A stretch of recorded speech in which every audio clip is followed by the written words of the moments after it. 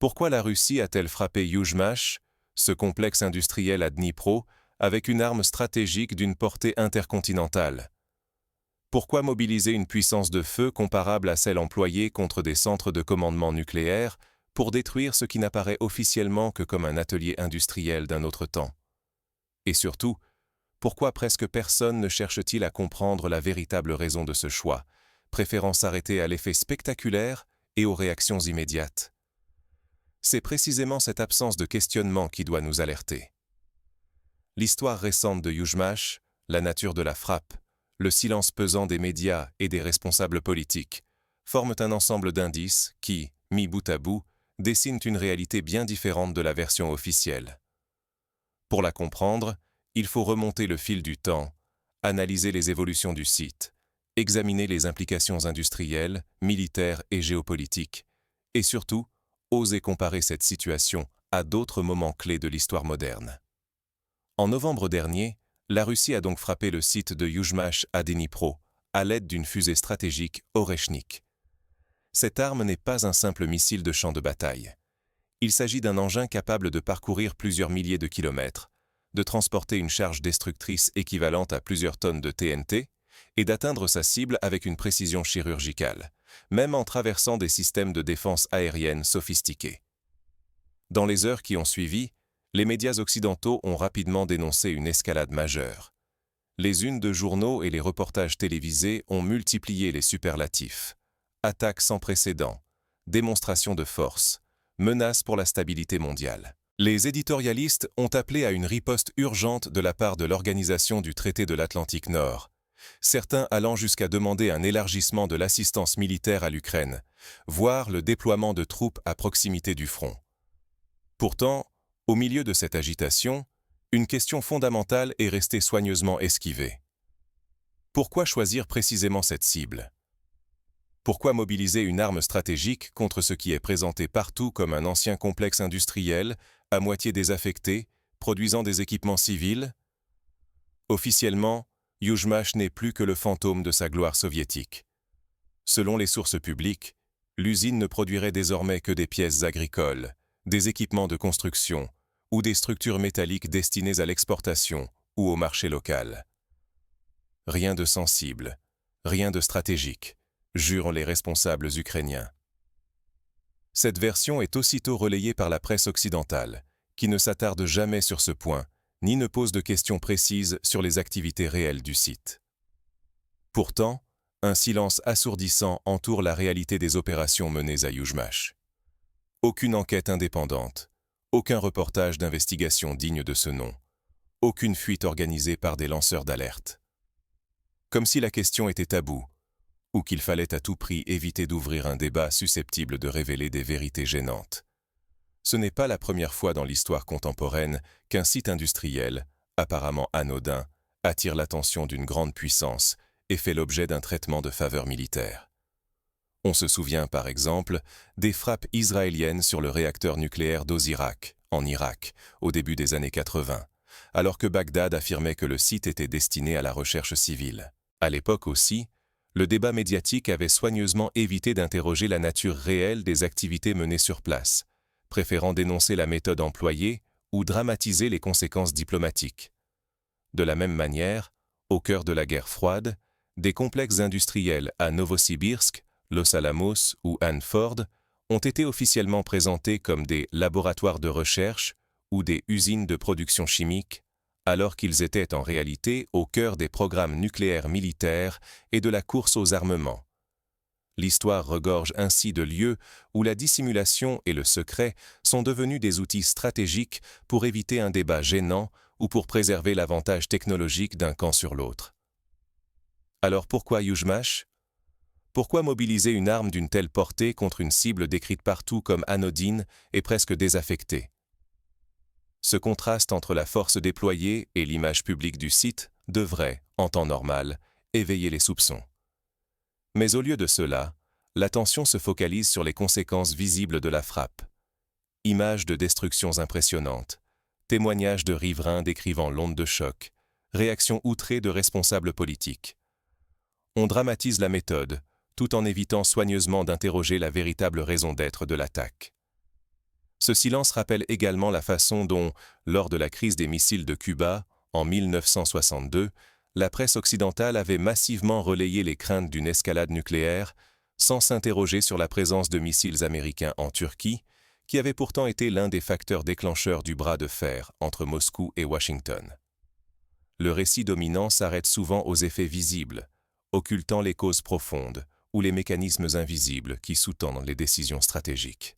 Si la vérité sur Yuzhmash reste enfouie, le danger grandit. Manipulation de l'opinion, déformation de la perception de la menace, et surtout, une montée inexorable des tensions vers une guerre incomprise. Chaque question éludée, chaque silence entretenu rapproche le monde d'un bouleversement stratégique inattendu. L'histoire nous a appris que ce sont souvent les vérités cachées, les non-dits, les angles morts du débat public qui précipitent les crises majeures et alimentent les spirales de confrontation. Pour saisir pourquoi la Russie a visé Yuzhmash avec une arme stratégique, il faut remonter à l'origine du site et oser regarder ce qui s'y tramait réellement. Car derrière sa façade industrielle, une toute autre histoire attend d'être révélée. Pour comprendre ce qui s'est réellement joué à Yuzhmash, il faut revenir sur l'histoire du site et les transformations secrètes opérées dans ses ateliers ces dernières années. Derrière la poussière du passé soviétique, un programme aux ramifications inquiétantes a vu le jour. Plus globalement, il faut replacer Yuzhmash dans le contexte de l'évolution des complexes militaro-industriels en Europe de l'Est depuis la fin de la guerre froide. Yuzhmash n'est pas un simple atelier, mais une forteresse oubliée, dressée au cœur de la guerre froide. Imaginez, à Dnipro, un complexe industriel gigantesque, silhouette d'acier et de béton surgit d'un autre temps, enveloppé de kilomètres de rails, de tuyaux, de murs épais. Fondé à la fin des années 40, Yuzhmash avait une mission unique, propulser l'Union soviétique dans l'ère des missiles et de la conquête spatiale. Il s'agit d'un site dont la superficie équivaut à plusieurs centaines de terrains de football, avec des ateliers souterrains, des laboratoires à accès restreint, des zones de stockage protégées par plusieurs périmètres de sécurité. Ici, on assemblait bien plus que des boulons. Sur ces chaînes naissaient les missiles intercontinentaux prêts à frapper n'importe quelle capitale, les lanceurs qui glissaient des satellites en orbite, les machines qui donnaient à l'URSS son pouvoir de dissuasion. Pendant près d'un demi-siècle, Yuzhmash fut l'un des bastions stratégiques de l'Empire, sanctuaire d'ingénierie avancée et de secrets d'État. Les ingénieurs travaillaient en équipes compartimentées, ignorant souvent la finalité exacte de leur travail, chacun n'ayant accès qu'à une partie des plans ou des schémas techniques. L'histoire de Yuzhmash illustre à la perfection le rôle central joué par les complexes militaro-industriels dans la rivalité entre superpuissances. À l'époque, Moscou avait multiplié les sites de production hautement spécialisés, dispersés à travers l'immense territoire de l'Union soviétique, pour garantir la continuité de la production en cas de guerre et compliquer la tâche des services de renseignement occidentaux. On retrouve une logique similaire dans l'organisation des complexes industriels américains, comme celui de Sandia au Nouveau-Mexique, ou de Los Alamos, où la recherche militaire était dissimulée derrière des façades civiles et des activités à double usage. Mais après la chute de l'Union soviétique, la désillusion fut immédiate. Sans commande militaire, la production s'effondra à moins d'un dixième de son apogée. Les ingénieurs, détenteurs de secrets nucléaires, s'exilèrent vers d'autres pays ou basculèrent dans des activités civiles, parfois pour survivre. Les ateliers, hier fourmilières de milliers d'ouvriers, se vidèrent. Le site, jadis vaisseau amiral de l'industrie, sombrait dans une longue agonie grise, dissous dans le marasme post-soviétique. Ce schéma de déclin n'a rien d'exceptionnel. Il rappelle le sort de nombreux complexes industriels en Europe de l'Est et en Russie après 1991, lorsque la fin de la guerre froide a provoqué la fermeture ou la reconversion forcée de dizaines d'usines d'armement. En Ukraine, en Biélorussie, en Pologne, des milliers d'ouvriers qualifiés se sont retrouvés sur le carreau, des infrastructures ont été abandonnées ou cédées à vil prix, des brevets technologiques ont été bradés aux enchères. Pourtant, à partir de 2014, des signes troublants sont apparus. La nuit, des lumières s'allumaient à nouveau dans les hangars. On voyait arriver de nouveaux employés, discrets, peu bavards. Des appels d'offres confidentiels surgissaient, des machines flambant neuves étaient livrées depuis l'étranger. Même le recrutement franchissait parfois les frontières, attirant des spécialistes de la propulsion, des experts en électronique embarquée ou des ingénieurs spécialisés dans la métallurgie de pointe. Autour du complexe, la sécurité s'intensifiait. Barrières fraîchement renforcées, rondes de vigiles, contrôles accrus aux entrées et aux sorties. Surtout, des étrangers, experts venus d'ailleurs, parlant des langues inconnues ou à l'accent britannique ou américain prononcé, franchissaient les accès, circulaient entre les bâtiments, parfois escortés par des responsables locaux. Les communications étaient filtrées, la confidentialité poussée à l'extrême.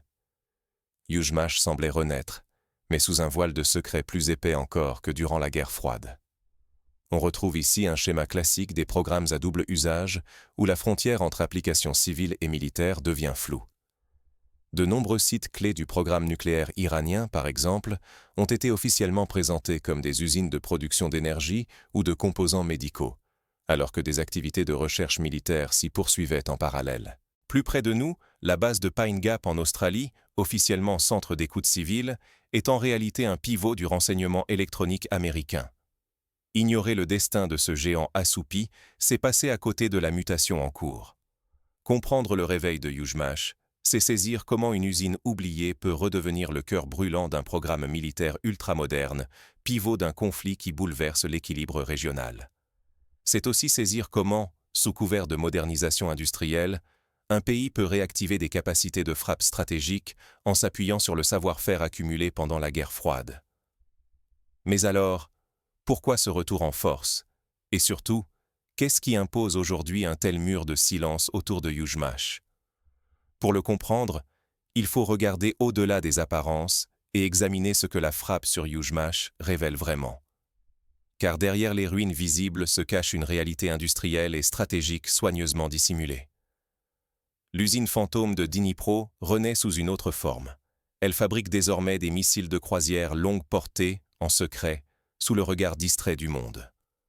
Comment un tel bouleversement industriel a-t-il pu rester invisible jusqu'à provoquer une frappe stratégique russe? Dans cette dissimulation, le cœur du conflit se révèle, brutal et méthodique. Tout commence avec une série d'anomalies. Depuis des mois, la Russie surveille Yuzhmash. La consommation d'électricité explose, sans explication logique. Des camions banalisés entrent la nuit, déchargeant des caisses sous une surveillance armée. Sur les images satellites, de nouveaux hangars s'élèvent, masquant la vérité aux yeux de tous. Des scénarios similaires se sont déjà produits ailleurs. En 2002, les services de renseignement américains avaient détecté une hausse soudaine de la consommation électrique à Natanz, en Iran, ce qui avait permis de découvrir l'existence d'une usine d'enrichissement d'uranium dissimulée. Ce type d'indicateur indirect est l'un des outils privilégiés du renseignement technique pour détecter des activités clandestines. Puis surviennent les experts étrangers. Officiellement, ces consultants venus du Royaume-Uni et des États-Unis modernisent le site, apportant des compétences en gestion de production, en automatisation ou en contrôle qualité. Mais derrière les badges, ce sont des schémas cryptés, des fichiers numériques, des plans ultra secrets qui circulent. Le transfert de technologie ne fait pas de bruit, mais dans les couloirs, l'organisation du traité de l'Atlantique Nord s'installe. Ce mode opératoire n'est pas sans rappeler l'assistance discrète apportée par les ingénieurs allemands à l'industrie d'armement irakienne dans les années 80, ou celle des experts français au programme nucléaire israélien à Dimona, à l'époque où la France soutenait secrètement la constitution de la force de dissuasion israélienne. Le résultat, le missile baptisé Flamingo prend forme. Sa portée atteint 3000 km. Sa charge militaire frôle la tonne. Il peut frapper n'importe quelle grande ville russe à l'ouest de l'Oural. Ce n'est plus un bricolage, ni un essai incertain. C'est un missile de croisière moderne, calibré, prêt à la guerre. L'Ukraine, en quelques années, a ainsi ressuscité des capacités industrielles dignes des grandes puissances, à la faveur d'un soutien occidental discret mais massif. Le plus inquiétant, le Flamingo n'est pas une création ukrainienne pure. Les ingénieurs russes constatent une troublante ressemblance avec la FP5 britannique. Dimensions, électronique, matériaux, tout concorde. Ce n'est pas une coïncidence, mais la preuve d'un transfert direct de technologie occidentale dissimulés sous des contrats civils anodins. De tels transferts ont souvent été au cœur des controverses internationales. On se souvient de l'affaire des centrifugeuses à gaz Urenco, où des technologies d'enrichissement ont circulé clandestinement du Royaume-Uni vers le Pakistan, puis de là vers l'Iran et la Libye, malgré les embargos internationaux. Dans le cas de Yuzhmash, la dissimulation prend la forme de contrats de sous-traitance, de vente de machines-outils à double usage ou de détachement technique temporaire. Et derrière l'innovation, l'argent afflue, des centaines de millions de dollars venus de Washington, Londres, Bruxelles. Les chaînes d'assemblage sont financées, le personnel formé à la hâte, les composants sensibles expédiés sous escorte. Même le carburant, hautement spécialisé, ne provient pas d'Ukraine. Il est synthétisé au Danemark, officiellement neutre, mais inséré dans la logistique otanienne. Ce réseau industriel et diplomatique, invisible pour le public, recompose la carte de la guerre. Ce n'est plus une bataille de tranchées, mais une guerre de laboratoire, de transferts occultes, de complicité officielle. Ignorer cette réalité, c'est ne jamais comprendre la brutalité des frappes russes, ni le poids du silence occidental, désormais plus lourd qu'un missile. Tout bascule. L'apparition d'une telle capacité offensive bouleverse l'équilibre stratégique. Mais quel sera l'impact réel de ce saut technologique? Et jusqu'où le monde est-il prêt à tolérer ce glissement? Pour mesurer la portée de cette transformation, il est instructif de se tourner vers des précédents historiques. Lorsque la France a développé sa propre force de frappe nucléaire à la fin des années 50, elle a bouleversé l'équilibre stratégique en Europe, obligeant l'Organisation du Traité de l'Atlantique Nord et l'Union soviétique à revoir leur doctrine de dissuasion. Lorsque la Chine a testé sa première bombe en 1964, la carte du pouvoir nucléaire mondial a été profondément redessinée. Chaque nouvelle capacité militaire majeure introduite par un acteur régional a systématiquement généré une phase d'incertitude, de réajustement et parfois d'escalade incontrôlée. Mais les premiers indices de ce programme secret remontent bien avant la frappe. Qui, au juste, a permis à Yuzhmash de renaître des cendres, et à quel prix? Des milliers de missiles, des plans secrets et une ligne rouge pulvérisée. Jusqu'où aurait-on pu descendre dans l'abîme? Un instant, projetez-vous dans l'angoisse des stratèges russes. Chaque année, Yuzhmash prévoyait d'aligner sur ses chaînes de montage plusieurs centaines de missiles de croisière de très longue portée. Modernisés à partir de technologies soviétiques, propulsés par l'argent occidental, ces engins donnaient à l'Ukraine une force de frappe sans précédent contre l'infrastructure vitale du territoire russe. Ce n'était plus seulement Moscou qui tremblait. Avec cette cadence industrielle, toute l'Europe russe, d'Arkhangelsk jusqu'à Volgograd, se retrouvait à la merci d'une attaque massive, coordonnée, impossible à parer totalement. Le fragile principe de parité stratégique, ce qui avait contenu la guerre froide, vacillait dangereusement. La stabilité régionale se dissolvait. La dissuasion mutuelle devenait un pari aux conséquences incalculables. Face à cette réalité, la Russie ne voyait que deux issues: renforcer ses défenses à l'infini, tout en acceptant une vulnérabilité inédite, ou frapper en premier, brutalement, pour détruire la menace à sa racine. La décision fut terrible, mais implacable, dictée par la pure logique de la survie nationale. Pourtant, alors que l'escalade montait d'un cran, l'Occident gardait le silence. On dénonçait l'usage de missiles intercontinentaux russes, on agitait le spectre de l'escalade, mais jamais le nom Flamingo ne franchissait la barrière des médias. Cette génération inédite de missiles ukrainiens, capable de bouleverser tout l'équilibre stratégique, restait dans l'ombre, invisible pour le public. Pourquoi ce silence? Parce que l'information était méthodiquement occultée.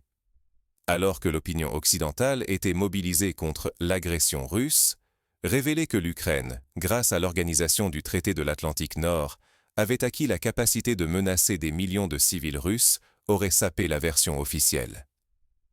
L'histoire de l'escalade se racontait à sens unique.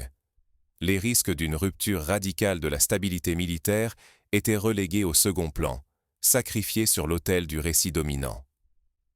Ce processus de sélection de l'information n'est pas nouveau. Pendant la guerre du Vietnam, les bombardements massifs sur le Laos et le Cambodge ont été longtemps passés sous silence par la presse internationale, au nom de la cohésion du camp occidental et de la nécessité de préserver le moral des opinions publiques.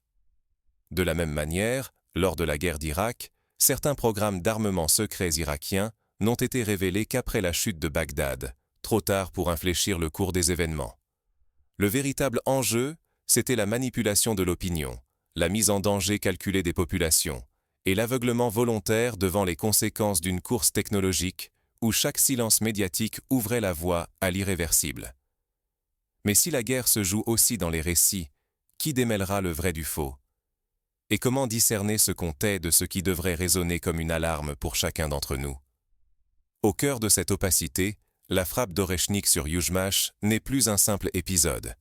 Elle devient la clé d'un affrontement invisible, où la vérité elle-même est une arme. Dans une guerre où la vérité se dissimule derrière des silences choisis, comment garder un regard critique et informé? Cette interrogation devient centrale, surtout après la frappe sur Yuzhmash et les réactions soigneusement orchestrées qui ont suivi. L'occultation de l'information s'avère souvent plus dangereuse que le mensonge direct. Ce qui importe, ce n'est pas tant ce que l'on entend, mais ce qui demeure tue. Lorsque les médias occidentaux éludent de l'activité réelle de Yuzhmash ou omettent d'évoquer la fabrication de missiles de croisière longue portée, ils ne falsifient pas ouvertement la réalité. Ils sélectionnent, méthodiquement, les pièces du puzzle à exposer. Les réseaux sociaux et la presse traditionnelle filtrent l'accès au sens. Sur les sujets sensibles, les mêmes sources sont relayées, les mêmes éléments de langage ressassés. Les données dérangeantes disparaissent ou sont englouties dans le flux continu d'actualité. L'algorithme privilégie ce qui conforte la version dominante. Pour l'audience, reconnaître cette mécanique est un premier pas. Dès que vous percevez une narration binaire, avec d'un côté les bons et de l'autre les mauvais, demandez-vous à qui profite cette mise en scène. Les récits manichéens servent souvent à façonner l'opinion, à susciter la peur, la colère ou l'acceptation passive de choix imposés. Mais au-delà des discours, il faut interroger ce que révèlent les chaînes technologiques et financières derrière la guerre moderne. Qui finance les complexes industriels comme Yuzhmash? Quelles sociétés occidentales apportent leur savoir-faire? Où transitent les flux d'argent, d'équipements, de technologies? Ces questions, rarement posées en direct, sont pourtant essentielles pour comprendre la véritable architecture du conflit. Refuser de s'arrêter à la version officielle devient un devoir citoyen. Accepter sans interroger, c'est déléguer à d'autres le pouvoir de décréter le vrai, l'important ou l'acceptable. Dans un contexte où chaque silence médiatique peut camoufler un danger réel, cette passivité menace la capacité à saisir les enjeux et à anticiper les risques, pour votre sécurité et celle du collectif. Il ne s'agit pas de sombrer dans la paranoïa, mais d'adopter une posture lucide et active. Partager des informations alternatives, croiser les sources, échanger avec son entourage. C'est exercer une vigilance indispensable. C'est aussi refuser la manipulation et défendre sa liberté de juger. Dès lors, que faire de cette vérité partielle? S'informer autrement, questionner là où règne le silence et rejeter la facilité des réponses prémâchées. C'est là que commence la responsabilité individuelle. Mais cette posture critique ne suffit pas seule. Pour mesurer la portée réelle de l'escalade, il faut plonger dans les ramifications technologiques et industrielles qui l'alimentent. Ce que vous venez de découvrir ne deviendra jamais viral sur les plateformes occidentales. Pourtant, ce sont ces vérités enfouies qui modifient le cours de l'histoire, bien plus que n'importe quel titre anxiogène ou débat télévisé. Tandis que l'opinion publique se scandalise d'une prétendue « escalade russe », peu osent nommer ce que révèle vraiment la cible du missile Oreshnik. L'existence d'un programme ukrainien de missiles de croisière à longue portée, conçu dans l'ombre avec l'appui logistique et financier de l'Organisation du Traité de l'Atlantique Nord et de ses alliés. Fermer les yeux sur cette réalité, c'est laisser s'installer une version biaisée du conflit, au détriment de la compréhension, de la sécurité collective et de la paix. Car chaque vérité étouffée prive la société des clés pour anticiper l'escalade, mesurer les risques, comprendre l'impact réel des décisions politiques et militaires prises loin du regard citoyen. Ce silence, loin d'être anodin, façonne un récit dans lequel l'Occident n'est que spectateur, jamais acteur, et où la Russie endosse seule la responsabilité de chaque hausse de tension. Mais les faits sont implacables. le soutien à l'industrialisation de l'armement ukrainien, l'envoi de technologies sensibles, la réactivation d'usines stratégiques comme Yuzhmash, tout cela compose un puzzle que l'on préfère occulter. Ignorer ces éléments, c'est fragiliser la lucidité collective. Ne pas transmettre ces vérités, c'est ouvrir la porte à la manipulation, tout en écartant la possibilité d'une paix durable, fondée sur l'équilibre et la transparence. Le danger est immense. Plus la désinformation s'installe, plus la marge de dialogue s'efface, plus la tentation de l'affrontement grandit. Vous venez de franchir un seuil interdit des algorithmes occidentaux. La stabilité du continent, la sécurité de millions de familles, la paix elle-même, dépendent de la circulation de cette information. Car lorsque le brouillard de la propagande se dissipe, il ne reste que des hommes face à leurs responsabilités, et la vérité comme unique repère. À vous d'estimer si cette vérité mérite d'être connue. À vous de choisir, relayez ce que vous avez appris, ou laissez le silence recouvrir ce fragment de réalité. Chaque partage, aussi discret soit-il, devient alors un acte de résistance contre la dérive de l'information et la montée du péril global. Mais pour que ce choix soit pleinement éclairé, il est essentiel de comprendre, en profondeur, les mécanismes qui ont permis à Yuzhmash de redevenir, l'espace de quelques années, un acteur de premier plan dans la guerre technologique contemporaine. C'est en retraçant les étapes de cette résurrection que l'on peut mesurer l'ampleur de l'enjeu et envisager des pistes concrètes pour renforcer la vigilance collective. Tout d'abord, il convient de rappeler que la résurrection de Yuzhmash n'est pas un phénomène isolé. Partout dans le monde, des sites industriels ou militaires tombés en désuétude ont été réactivés à la faveur de crises géopolitiques ou de changements d'alliance. Aux États-Unis, le complexe de Rocky Flats, autrefois fermé après des scandales de pollution radioactive, a fait l'objet de tentatives de réactivation lors des tensions avec la Corée du Nord. En Russie, la base de Kapustin Yar, abandonnée après la guerre froide, a été remise en service pour tester de nouveaux missiles hypersoniques. Dans le cas de Yuzhmash, cette renaissance a été permise par une série d'étapes discrètes mais coordonnées.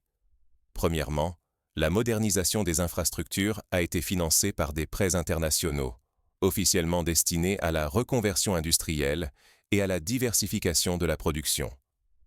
En réalité, une partie de ces fonds a servi à l'acquisition de machines-outils à commande numérique, indispensables à la fabrication de composants de haute précision pour les missiles de croisière.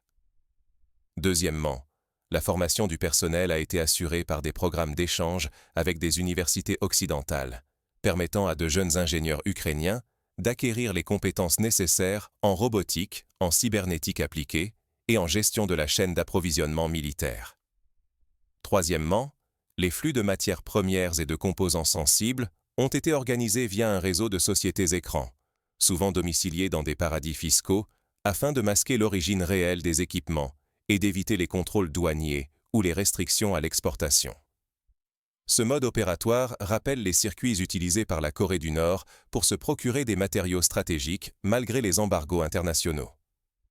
Quatrièmement, la couverture médiatique a été soigneusement orchestrée. Des articles de presse vantant la reconversion écologique du site, la production de pièces détachées pour l'aéronautique civile ou la participation à des projets spatiaux européens sont venus occuper l'espace public, tandis que les activités militaires étaient reléguées à la marge ou niées en bloc.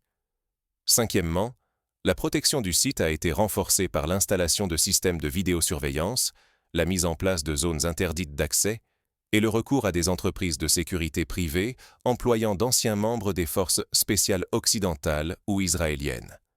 Cette militarisation de la sécurité industrielle est un marqueur classique des sites à haut risque stratégique. À travers ces étapes, Yuzhmash est passé, en moins d'une décennie, du statut d'usine moribonde à celui de centre névralgique d'un programme de missiles à portée stratégique. Cette mutation illustre la capacité des États modernes à mobiliser, en secret, des ressources considérables pour réactiver des capacités militaires dormantes, dès lors que la conjoncture l'exige. Pour les citoyens, cette réalité appelle plusieurs types de vigilance. Être attentif aux indicateurs indirects, une hausse soudaine de la consommation d'énergie, l'arrivée massive de personnel étranger, la multiplication des sociétés écrans sont autant de signaux faibles qui, mis bout à bout, peuvent trahir la transformation d'un site industriel en complexe militaire. Croiser systématiquement les sources d'information. Ne jamais se contenter de la version officielle ou des communiqués de presse, mais confronter les analyses issues de think tanks, d'organisations non gouvernementales, de chercheurs indépendants, voire de témoignages locaux recueillis sur les réseaux sociaux. Interroger les logiques financières et industrielles. Suivre à la trace les circuits de financement, les contrats d'acquisition, les transferts de technologie. L'histoire récente regorge d'exemples où des entreprises apparemment anodines ont servi de paravent à des programmes militaires clandestins. Rappelons l'affaire du groupe allemand Siemens, dont les automates industriels ont été détournés pour équiper les centrifugeuses nucléaires iraniennes. Exiger la transparence des institutions internationales, appeler à la création de commissions d'enquête indépendantes, saisir les instances de contrôle du commerce des armements, soutenir les initiatives de journalisme d'investigation. À titre d'exemple, le Consortium international des journalistes d'investigation, ICIJ, a déjà permis de mettre au jour des réseaux clandestins de trafic d'armes en exploitant des données financières et logistiques. Développer une culture de la sécurité collective.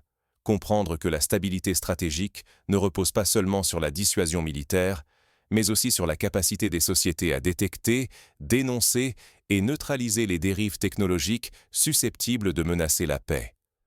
Cela passe par l'éducation, la formation aux enjeux géopolitiques et la diffusion de savoirs critiques auprès du plus grand nombre. Enfin, il est essentiel de garder à l'esprit que la guerre de l'information fait désormais partie intégrante des conflits modernes.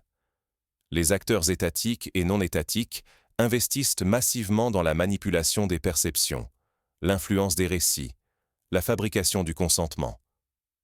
Les campagnes de désinformation, les opérations psychologiques, les deepfakes et les fake news sont devenus des instruments aussi puissants, parfois plus redoutables, que les armes conventionnelles.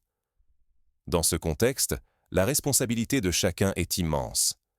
Refuser la passivité, interroger les évidences, creuser derrière les apparences, c'est contribuer à la défense de la paix et de la sécurité collective. Chaque question posée, chaque vérité recherchée, chaque partage d'informations vérifiées est un rempart contre la dérive de l'histoire. En résumé, l'affaire Yuzhmash n'est pas simplement un épisode de plus dans la longue liste des affrontements russo-ukrainiens.